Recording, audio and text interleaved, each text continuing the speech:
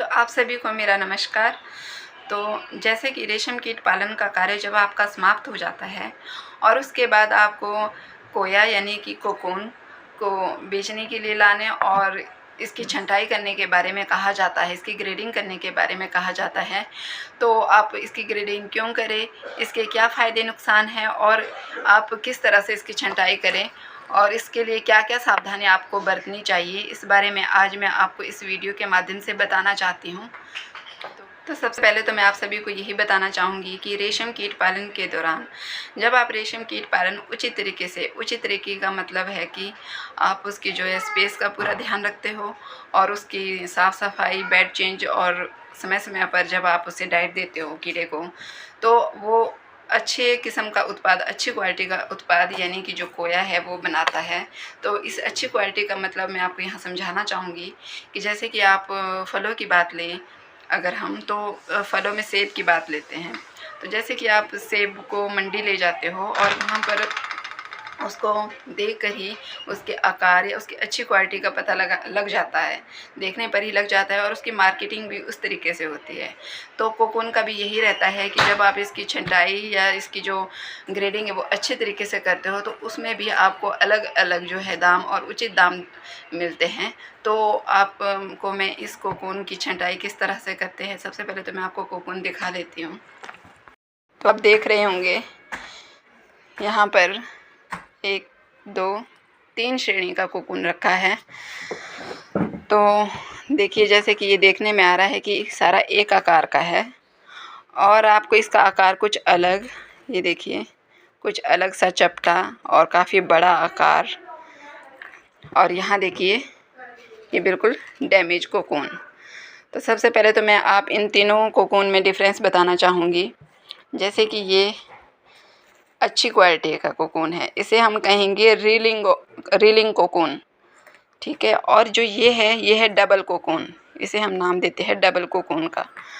और जो ये है इसे डैमेज कोकून कहा जाता है।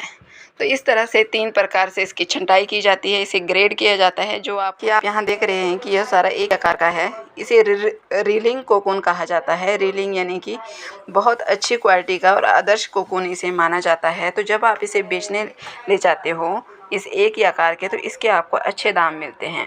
तो इसका कारण क्या है? इसका कारण यही है कि सबसे पहले तो देखिए दबा के भी कितना ठोस है, मजबूत है और ये अच्छी क्वालिटी का कोकून है। तो अब आप सबसे पहले जो मैंने ये पहला कोकून आपको बताया, इस कोकून के बारे में समझ गए होंगे कि ये मैंने एक ही आकार का कोकून जो है यहाँ छँटाई करके आपको बताने के लिए रखा है कि एक आकार का कोकून है और इसे रीलिंग कोकून कहा जाता है और ये सबसे अच्छा माना जाता है। तो अब यहाँ पर आते हैं डबल कोकून की ओर। इसमें और इसमें डिफरेंस देखिए, ये थोड़ा बड़ा है, मोटे आकार का है और इसका आकार भी कुछ चपटा सा है, कहीं मोटा है, काफ़ी बड़ा है, ये देखिए। और अब आपको मैं इस जो रीलिंग कोकून है, जो ये रीलिंग कोकून है और इसमें देखिए डिफरेंस बता रही हूँ। ये डबल कोकून है और इसे देखकर जो है किसान सोचते होंगे कि ये अच्छी क्वालिटी का है और काफ़ी बड़ा साइज़ है, मोटा, इसके तो हमें अच्छे दाम मिलेंगे। क्योंकि तो सबसे पहले तो हम इसके कारणों को जानने की कोशिश करते हैं कि इस तरह का के आकार का जो है कोकून कीड़े ने क्यों बनाया होगा। तो जहाँ तक मैं सोचती हूँ कि जब काफ़ी संख्या में कीड़ों ने कोकून बनाना शुरू किया होगा और इसी तरह से एक ही जगह 2 कीड़ों द्वारा इस कोकून का निर्माण किया गया है। तो रीलिंग की दृष्टि से, धागा बनाने की दृष्टि से यह कोकून बिल्कुल भी अच्छा या उत्तम नहीं माना जाता। इसके कारण यह है कि जब यह कोकून, जो ये डबल कोकून है, रीलिंग मशीन में ले जाया जाता है, तो जहाँ पर इन 2 कीड़ों के धागों का जोड़ रहा होगा बनाते हुए, तो वहाँ से जो है कीड़ा बार-बार टूट जाता है। तो बार-बार टूटने की वजह से जो कीड़ा है, वो जो धागा है वो अच्छा या उत्तम धागा नहीं बन पाता, क्योंकि वो धागा गांठों की बार-बार टूटने की वजह से धागा जो है वो गांठों वाला धागा बन जाता है और इस तरह का धागा बिल्कुल भी उत्तम नहीं माना जाता है। तो इसीलिए मोटा या बड़े आकार का दिखने के बावजूद भी जो इसकी वैल्यू है वो कम हो जाती है, क्योंकि इससे जो धागा निकलता है वो गांठों वाला धागा बनता है। और जो ये रीलिंग वाला कोकून है जो मैंने आपको पहले बताया, तो जब यह एक ही सिंगल कीड़े द्वारा बना है और इसका जो इसमें जो धागा जो इससे तैयार धागा होगा उसमें गांठें भी नहीं पड़ेगी और वह अच्छा या उत्तम किस्म का धागा बनेगा। तो इसमें यही डिफरेंस है कि जो ये डबल कोकून है और जो ये सिंगल कोकून है, सिंगल मतलब कि एक ही कीड़े द्वारा बना कोकून है, और ये जो है वो डबल यानी कि 2 कीड़ों द्वारा, इसीलिए इसे डबल कोकून कहा जाता है क्योंकि इसका निर्माण जो है वो 2 कीड़ों द्वारा हुआ है। और तो अब आप इस रीलिंग और इस डबल कोकून के बारे में अच्छे से जान चुके होंगे कि ये धागा बनाने की दृष्टि से ये रीलिंग कोकून बहुत अच्छा होता है और इसे उच्च कोटि का धागा बनता है। और ये डबल कोकून है जो कि 2 कीड़ों द्वारा तैयार हुआ है, इसलिए इसे डबल कोकून है। तो अब हम आते हैं डैमेज कोकून की तरफ। इसे डैमेज कोकून इसीलिए कहा जाता है क्योंकि ये जो कीड़ा है ये मतलब पूरी तरह से इस कोकून को नहीं बना पाया और पूर्ण रूप से विकसित नहीं है ये कोकून, और इसका आकार जैसा बनना चाहिए था वैसा आकार नहीं है। और इसके बारे में अब आपको बताना चाहूँगी। तो जो ये कोकून है, जो डैमेज कोकून जिस बारे में मैं आपको बता रही हूँ, जिसमें हल्का सा अंदर देखिए कीड़ा भी दिख रहा है, तो इस तरह का कोकून मैं समझती हूँ कि जब या तो कीड़ों को जैसे कि घना रहने की वजह से प्रॉपर जो है डाइट नहीं मिल पाती, पत्ता नहीं मिल पाता, तो यह कीड़ा जैसे कि ज़्यादा शक्तिशाली नहीं होता, इसका विकास अच्छे से नहीं होता, तो इसीलिए यह कीड़ा या तो बनाते बनाते मर जाता है या फिर बना के ऐसे ही छोड़ देता है। तो इसे डैमेज कोकून कहा जाता है। पर इस तरह के कोकून को भी आप ना फेंकें, इसे भी आप ज़रूर बेचने को लाएं क्योंकि इस तरह का कोकून भले ही रीलिंग या की दृष्टि से मतलब अच्छा नहीं माना जाता या हो सकता है कि उपयोग में ना आता हो, फिर भी यह जो है व्यापारी इसे ख़रीद लेते हैं। भले ही इसमें थोड़ा कम दाम मिले तो आपकी मेहनत इस तरह से बर्बाद नहीं होती। तो ये डैमेज कोकून भी आप ज़रूर बेचने को लाएं। तो सरकार का भी यही उद्देश्य रहता है कि आप किसानों की जो है फसल वो बिल्कुल भी बर्बाद ना हो और आपको इन तीनों श्रेणियों के दाम मिले। जो अच्छी श्रेणी का होगा उसके उचित दाम यानी कि ज़्यादा दाम मिले, और जो डबल कोकून है उसके वो थोड़ा निम्न स्तर का होगा, उसमें थोड़ा कम दाम मिलेगा, और जो ये डैमेज कोकून है ये भी आपका बिकेगा भले ही कम दामों में, पर बिल्कुल भी व्यर्थ नहीं जाएगा।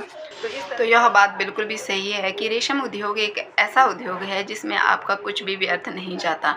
तो जैसे कि आप फसल की बात ले, अगर आप जैसे कि खेतों में आपने दूसरी फसल सब्जी लगाई होती है, टमाटर लगाए होते हो, तो अगर वो दागी या ख़राब हो तो आप उसे या तो खेतों में छोड़ देते हैं और मंडी बेचने नहीं लाते। इसकी वजह यही है कि व्यापारी इन्हें नहीं खरीदता। तो आपको जैसे कि मैंने बताया, तो यह बात बिल्कुल स्पष्ट है कि जो ये रेशम उद्योग है इसमें कुछ भी व्यर्थ नहीं जाता। जो ये अच्छी रीलिंग वाला कोकून मैंने बताया आपको, इसके आपको बहुत उचित दाम मिलेंगे। जो ये थोड़ा डबल कोकून है ये थोड़ा निम्न स्तर का है तो इसमें उस तरीके के दाम मिलेंगे। और जो ये डैमेज कोकून है इसे भी आप ज़रूर बेचने को लाए। और आप तो मैं आपको यही बताना चाहती हूँ कि जैसे कि आपका जो अच्छा कोकून है, अगर आपका मान लो इसका जो आपको रेट है वो आपको 1000 रुपये लगता है और आप इसे अच्छे से छँटाई करके लाते हो, तो मान लो आपका 3 किलो कोकून है तो आपका 3000 बन जाता है। पर अगर आप इसमें डबल या ये चीज़ मिक्स करके लाते हो तो जो 1000 रुपये रेट लगना था उसकी बजाय आपको रेट 500, 600, 700 कुछ ऐसा लग जाता है। तो इसी तरह से कई किसानों की शिकायत रहती है क्योंकि कई किसान बोलते हैं कि जो मेरा कोकून है वो दूसरे की भांति बहुत ज़्यादा कोकून था तो मुझे उसका रेट नहीं मिल पाया। तो मैं भी इस चीज़ से परेशान रहती थी कि ऐसा क्यों है।